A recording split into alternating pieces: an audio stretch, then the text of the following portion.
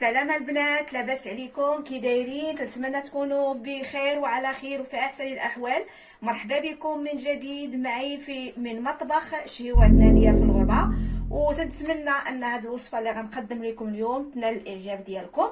وهي غادا ندير واحد الوصفه، واحد الطارت ديال بكريمه ديال الحامض اللي هي منعشه وصيفيه في هذا الصيف، اللي لا تتجي لذيذه بزاف ومنعشه وعي جربوها، اللي ما تحتاج بزاف تاع المكونات.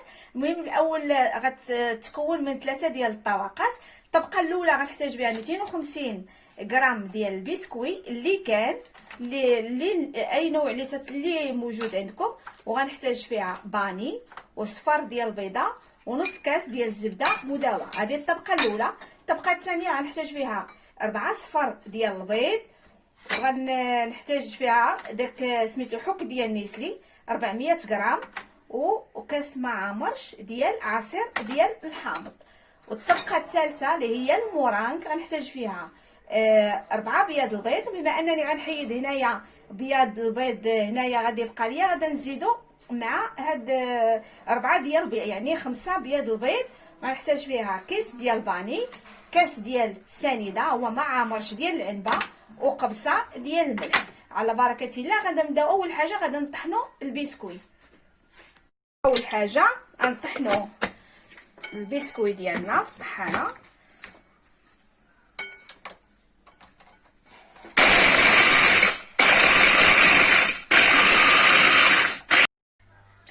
بعد ما طحنا البسكوي ديالنا طحنتو، ما طحنتوش بزاف بحال الطحين، وانما شويه خليته شويه ماشي مهرمش، وانما غير شويه باش تنحسوا بداك البسكوي ملي تنبغيو ناكلوه بشي حاجه ماشي تتكون رطبه. المهم غنحتاج هنايا غادا ندير كما قلنا نص ديال الزبده مداوى الزبده، وغندير هنايا صفر ديال بيضه، وغنخلط كلشي هكايا. نخلط تتخلط معنا كلشي. المهم انا غادا ندير بيديا باش يتخلط هادشي كامل بالزربه، باش نعرف كيفاش، واش خاص ولا بقاش ما تخلطش لينا مزيان. نقدروا نزيدوا شويه تاع الزبده مذابه هكايا.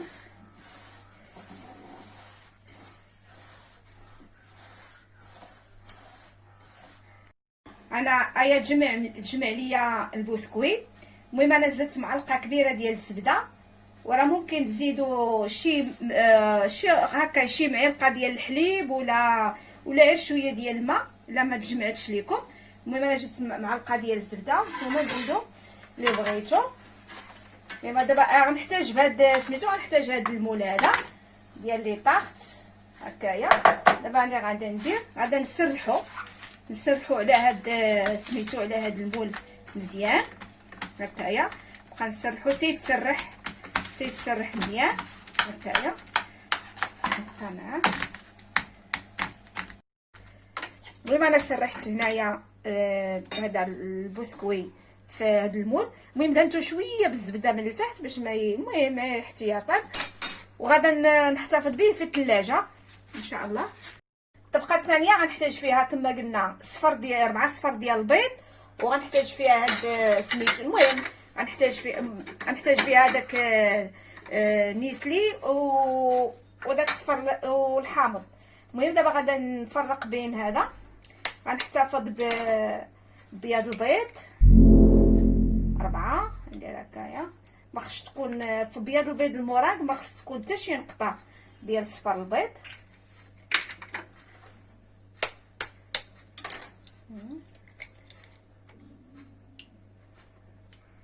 هكايا.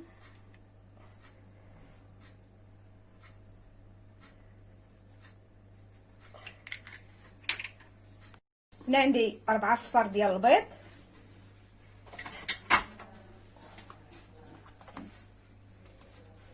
هنايا كاس مع مرش ديال الحامض، عصير ديال الحامض، وكاين هنايا عندي نيسلي، الحليب المركز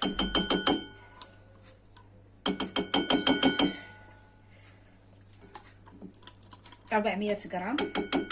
ونورمالمون تيكون فيه هنايا 390 غرام، ما تيكونش كامل 400 غرام، ولكن معليش نديرو اللي كاين. هذا هو اللي كاين ديال 300. عندنا حنايا هنايا 390 غرام.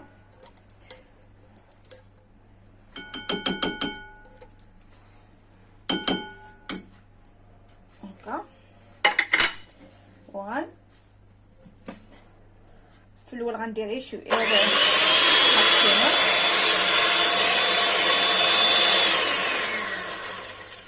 تيتلوى هنايا.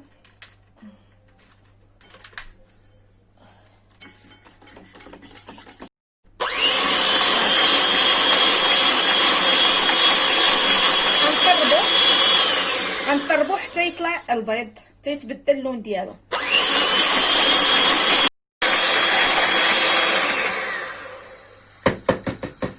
بعد ما عقدات معنا البيض، ها هويا هانتوما، ها هو تعقد وتبدل اللون ديالو. دابا خرجت هاد بوسكوي من الثلاجه، دابا غنخويه عليه من الفوق، نخويه على الطبقه الاولى.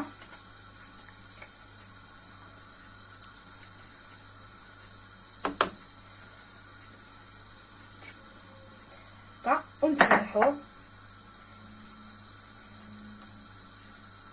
هكايا نسرحوه بحال هكايا مزيان صافي. وغنخليو غندوزو للطبقه الثالثه. غندوزو للطبقه الثالثه وهو بيض البيض المورانك. باش ينجح لينا المورانك، المهم انا درت هنايا الماء سخون درت عليه. لكنتو دائما خصو يكون بدرجه حراره المطبخ، ما خصوش يكون نيشان من الثلاجه، وما يكونش فيه حتى شي صفار البيض، شي نقطه ديال صفار البيض طايحه فيه. المهم هنايا عندي 5 ديال صفار البيض، وهنايا غندير معاه قبصه ديال الملح، وغادي نطربو.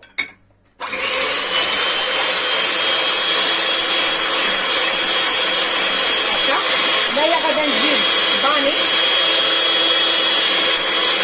ومن بعد غنزيد السكر شويه بلا ما انا زدت باني هنايا. وغادا نزيد منين غادي يطلع ليا شويه البيض، غادا نزيد السكر بشويه بلا ما غنحبس الطراب الكهربائي.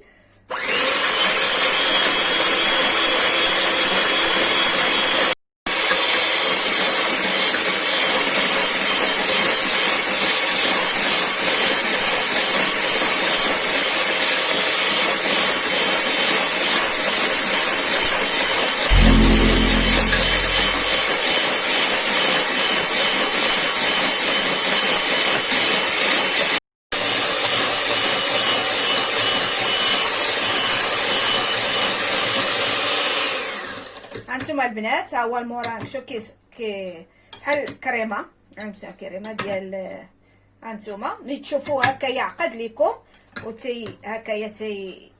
هكايا تيطلق هذاك سميتو الخيوط. عرفوا راه صافي بارك عليه. دابا غادير، ولكن حاولوا انكم ما يطيحش لكم الماء.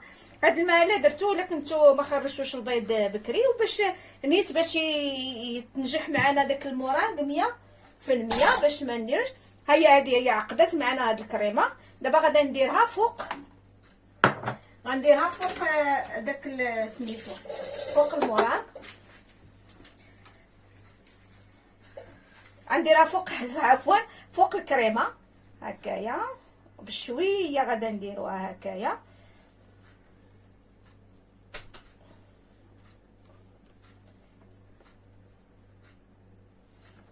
هانتوما البنات شوفوا كي الموران كي ناجح. ملي ما لا طلق لكم الماء داك البيض راه ما ناجحش، يعني ما خص تكون فيه حتى شي نقطه ديال الماء. غير تبعوا الطريقه، ديروا من احسن المبتدئات يديروا الماء سخون من التحت ويديروا. المهم هنايا ديروه عشوائي، ولا غادا نديرو بحال هكايا، غادا نزوقو بحال هكايا. المهم اي طريقه واخا يكون بالفرشيط. المهم غادا ندخلو الفران 25 دقيقه 180 درجه ديال الحراره. غادا نشعل عليه من الفوق والتحت حتى 25 تفوت ونحيدوه. ديال الغاز اللي عنده ديال الغاز راه يدير عليه غير غير من الفوق يسخن الفران ويدير عليه غير من الفوق شويه ويحيدو 25 دقيقه. وواحد الملاحظه اني نسيت الباني مع الخليط ديال البسكوي. المهم نتوما ديروه، انا راه نسيتو ولكن معليش. المهم دابا غادي ندخلها للفران وان شاء الله ونتلاقاو كيفاش الشكل النهائي مع هاد الطرطه ديال الحامض ان شاء الله. انا خرجتها من الفران، من هذا الفران. المهم انتم حضيو معاها لحقاش المهم انا دات ليا 20 دقيقه، غير خليو العافيه مهيله ما تجهدوهاش. المهم راه داغي تطيب هكايا من الفوق ومن التحت. المهم دابا غنخليها تتبرد، غندخلها للثلاجه ومن بعد ان شاء الله نقطعها معكم ونشوفوا الشكل النهائي. يلا من بعد من تبرد ان شاء الله. على طارت ديال الحامض ديالنا بعد ما بردات وخرجتها من الثلاجه، في الحقيقه جربوها راه تتجي منعشه وبارده في هذا الصيف هذا، وتتجي لذيذه، تتجي في هذيك النسمه ديال الحامض. المهم دابا انا نقطعها معكم باش تشوفوها نيت كيفاش جات من الداخل. المهم هي على طارت هي قطعتها، شوف كيفاش تجي 3 ديال الطبقات، وحده ديال داك تيجي الموغان وهنايا داك صفر البيض وتجي هنريس. تنتمنى انها تنال الاعجاب ديالكم وجربوها، راه تجي غزاله على ضمانتي. ولا كنتم اول مره تزوروا القناه ما تنساوش الضغط على زر الاشتراك وليصلكم الجديد، وهذا فضل وليس امر. والسلام عليكم ورحمه الله تعالى وبركاته.